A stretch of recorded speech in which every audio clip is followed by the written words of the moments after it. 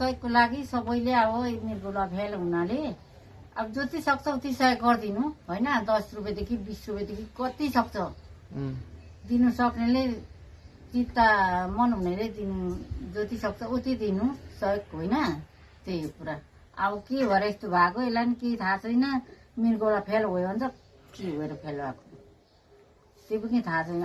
त्यही हो मेरो कुरा। जति सक्छ उति सहयोग गरिदिनु मन हुनेले 10 रुपियाँदेखि 20 रुपियाँदेखि कति सक्छ सहयोग भनेको कुरा जति दिँदा हुन्छ तर सहयोग चाहिँ दिनु सबैले मद्दत गरिदिनु होइन।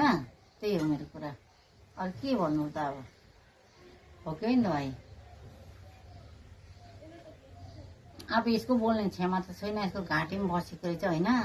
म त थुप्रै भयो नआएको भनेको मात्रै सुनेको। आज आएर हेर्दा अलिकति मान्छेलाई गाह्रै रहेछ। अब यस्तै हो। अब सहयोग चाहिँ सबैले गरिदिनु होला। अब बाँच्नु मन छ नि त होइन। अब सबैले सहयोग गरिदियो भने एउटा जुनी फेऱ्यो नि त। सबैको धर्म हो नि त भाइ होइन।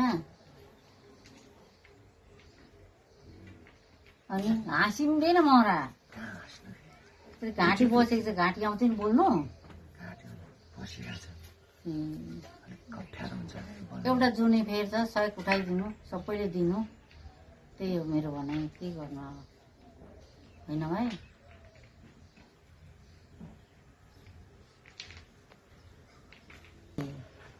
तँलाई भन्नु आउँछ? तैँले भनेको राम्रो हुन्थ्यो नि झन्। दाजुभाइ दिदी बहिनी आमा बाउ बुवाहरू सबैले सहयोग गरिदिनु। बाँचेको राम्रो मर्नु भनेको साह्रै नराम्रो। बाँच्यो भने केही गरी खाला। अब अरू के भन्नु र भाइ होइन। त्यही हो मेरो भनाइ चाहिँ। राम्रो सहयोग चाहिँ जुटाउनु सक्नु पर्यो। अब उठाउनेले सक्नुहुनेले उठाइदिनु। टाइम पाउनेले सबैले दिन्छ। सहयोग भनेको कुरो अब 10 रुपियाँदेखि 20 रुपियाँदेखि सबैले दिइहाल्छ नि।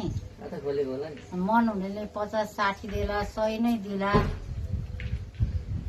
एउटा जुनी फेऱ्यो भने त गरी खानु त धेरै राम्रो हुन्छ नि।